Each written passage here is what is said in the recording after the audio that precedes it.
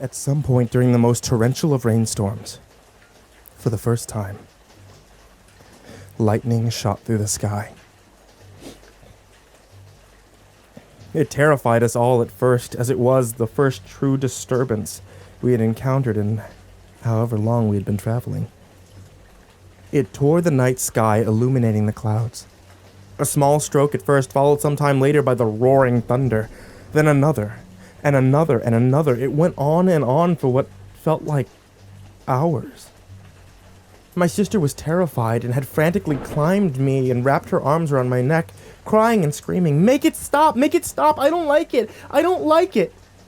My father behind me and said in a stern but still comforting voice, "Don't worry, Aaron. We're still here." I had thought to myself, why on earth are you telling me this? It's Kylie who needs to be comforted. And just as that thought had entered my mind, a racking pain shot through me. My entire head felt like it was on fire, and I couldn't keep myself from screaming in pain. Darius quickly was to my side, hugging me close and pulling Kylie between us. "We got you. We got you," he said in the most soothing voice I had ever heard him say. My father wrapped his arms around all of us from the opposite side, and as suddenly as the pain had arisen, so too did the pain subside by their comforting. I blinked away the tears the pain had caused me, and looked around. Nothing had truly changed, save for our fire had died out. I sighed in relief, and we all four sat back down, relighting the fire, and gathering around it for warmth. But the relief would not last long. Sometime later, as we were traveling again, I spotted out in the distance something that made me cry out almost instantly in shock and fear and sorrow.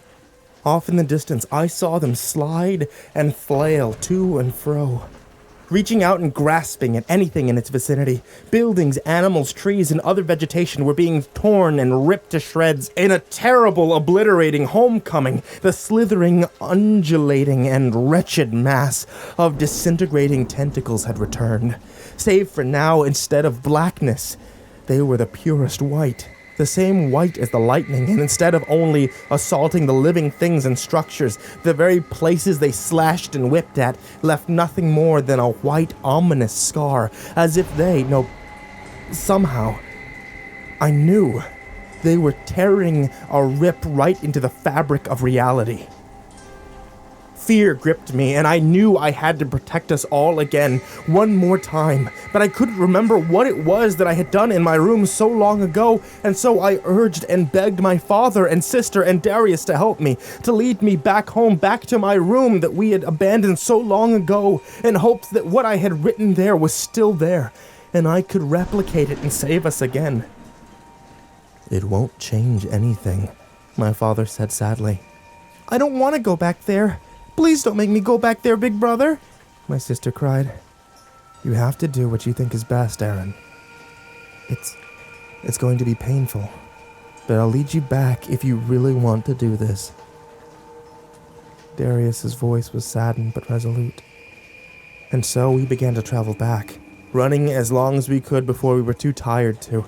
Once our legs began to give out, we would find shelter and pray the white tentacles would not catch up to us and void our existence. I was brought back again to the present campfire, pulled out of the memory that dragged us here as the fire let out a loud crackle.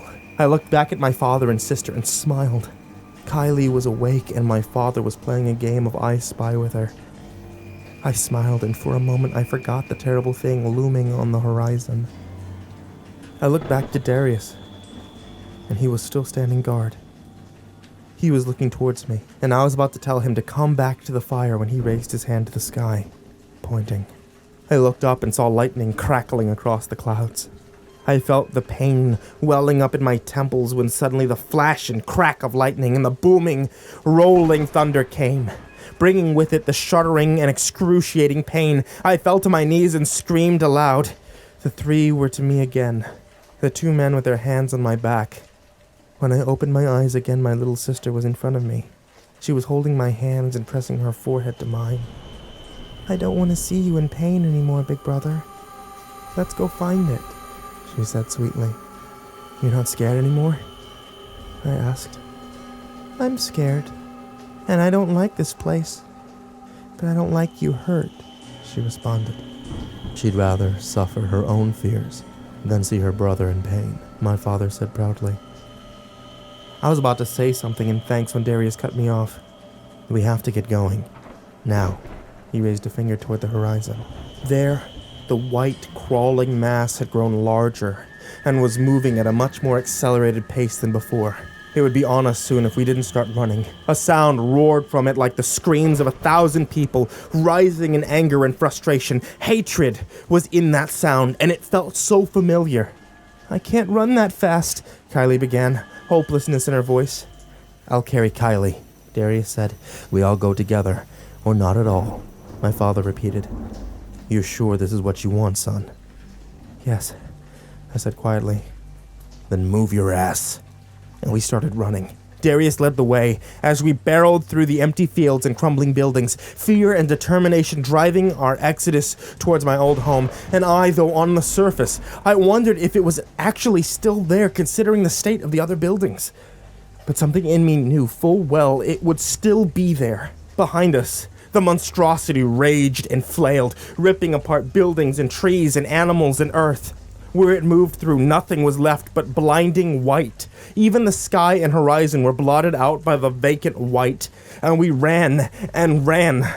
I don't know how long we ran for. It seemed as if we would never tire, and the lack of day or movement of the moon gave us no indication of the passage of time. And there, finally at the lead of Darius, upon a hill standing solitarily on the precipice, was the ruins of my home.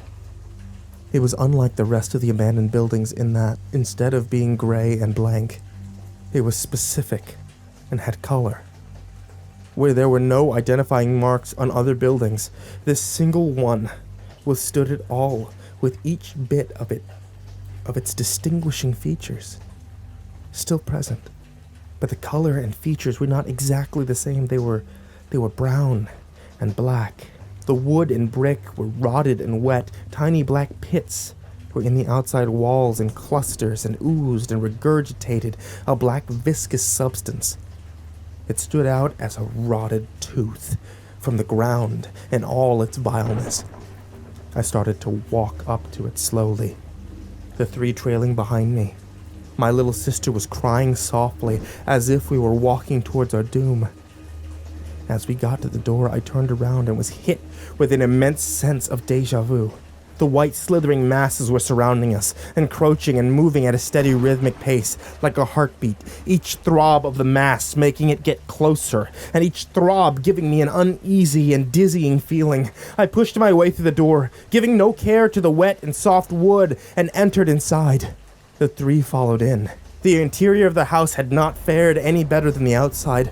It was cold and wet inside, and the fixtures and architecture reflected that in its molded over and warped states. All over the floor, walls, and ceiling, the black liquid creeped its way towards each exit it could find. I made my way to the stairs and began to ascend, and making my way towards the room. The three walked up with me, slowly but as steadily as possible. None of us wanted to fall face first into the filth. The slow moving and silence somehow gave it all a peaceful feeling. Amongst all this wretchedness, I found the door to my room. It was just as rotted as the rest of the house, and it opened by merely pressing my hand to it. We all four walked slowly. My room was empty, save for a single chair in the middle that seemed to be unaffected by the black ichor that permeated the room, save for its legs that the blackness lapped at like the columns of a pier. I walked past it and headed right to the wall it was facing, the wall I had written what protected them, the wall that bore what had caused all this. It was black bricks, covered in a layer of the blackness. I reached out and wiped it away. There underneath was my writing still in the white paint upon the red brick. I wiped and wiped and wiped and covered the whole wall, all the white. My father, sister, and Darius all remained behind the chair, never moving. I looked back at them triumphantly and turned back to the now visible words to try and do whatever I had done again, and found them illegible. The letters were there, and the fact that they made up the words and sentences was clear, but nothing made sense. I couldn't understand anything at all. Even focusing and straining to look at the writing in front of me made my head spin and spin. To my eyes, it looked like nothing more than a bleak mess of white and tainted bricks. Hopelessness began to set in as I walked back towards the three. Downstairs, I heard the groan and thrumming of the white destroyer pressing against the door. I'm sorry, I just thought... I thought I would remember. But it doesn't mean anything. As I unceremoniously dropped into the chair, collapsing into a bottomless self-loathing, Darius placed his arms around my neck and whispered, "It wasn't your fault." I closed my eyes and wondered how he could be so forgiving for having led them to their deaths. No. It's my fault. My eyes opened to look up at him and found not him, nor my father, nor my sister standing beside me, but an almost empty room with a blinding white buzzing light overhead.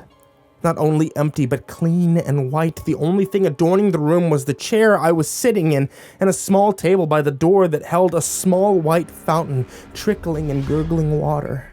I looked around frantically, calling their names, and saw that this was indeed my room, but the walls and ceiling were painted a white that hurt my eyes. The floor had been replaced from the thick blackness to white tiles. Even my clothes were a simple white t-shirt and white pants.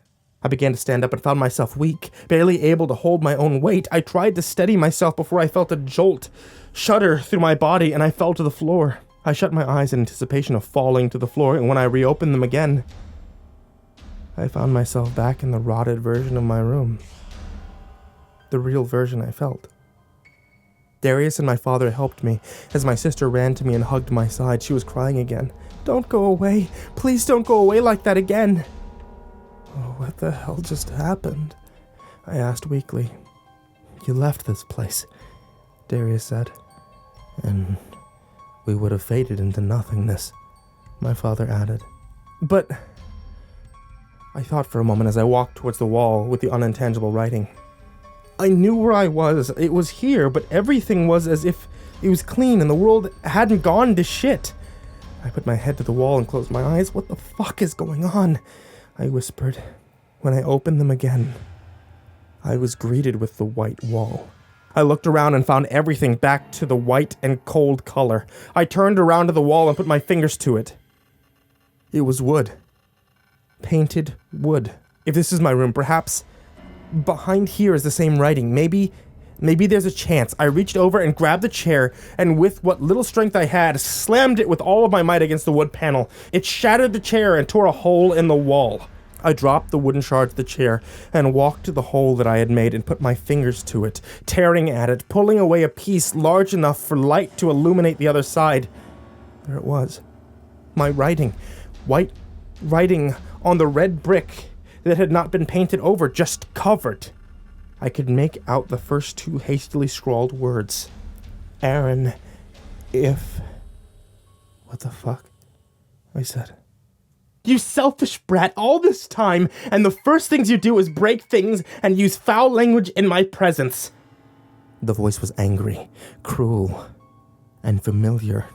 I turned around and I saw my mother standing there, dressed as she always was in business attire and severe makeup. "Mom? What's going on?"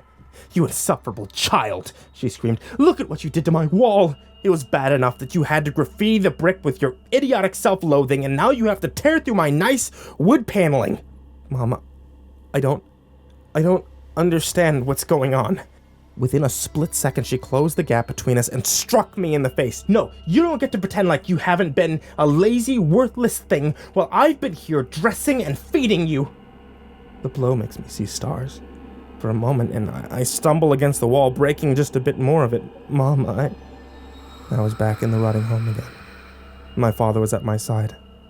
"Son, I asked you if this is what you wanted, and you said yes. Please make it worth it."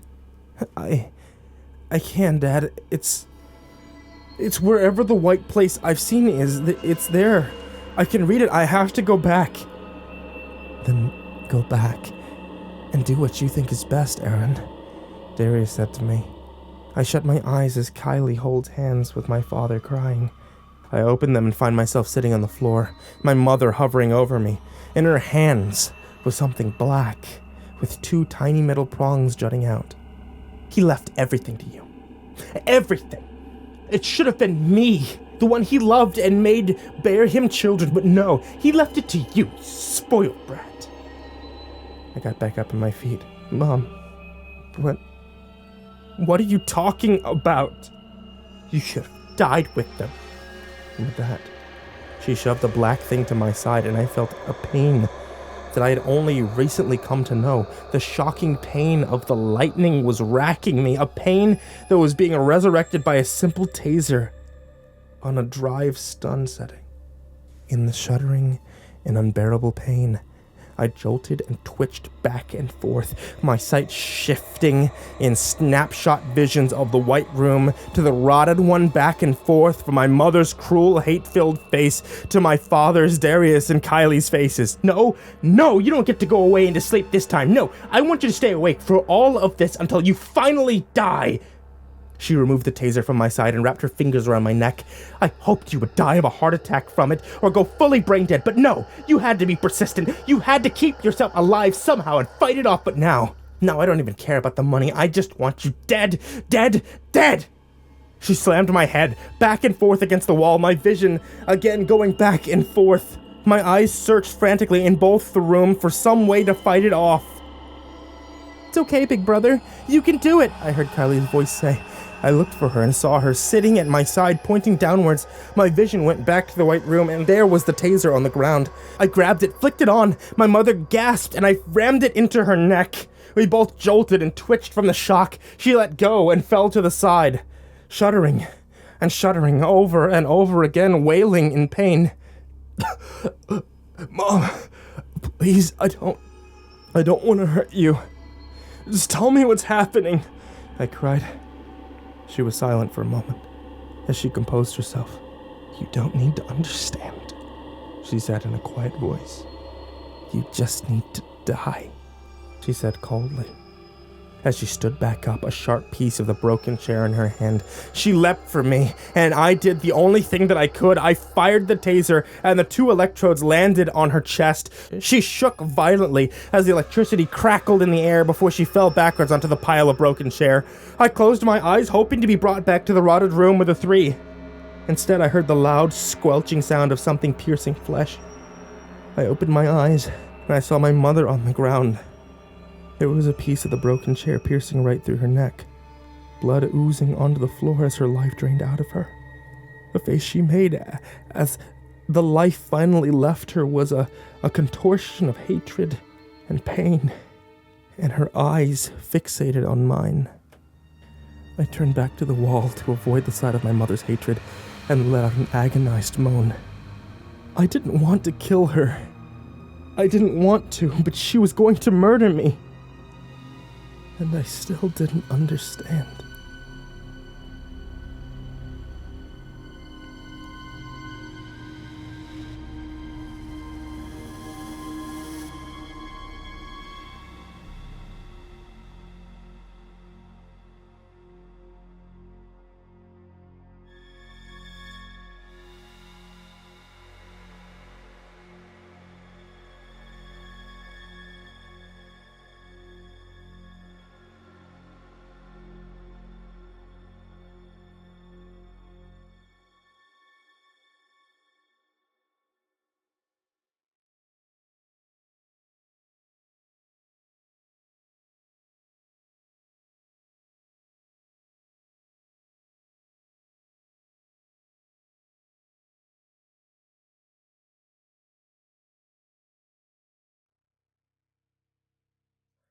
Hey there, kids, it's me, MrCreepyPasta, and I've worked with a lot of talent over the years.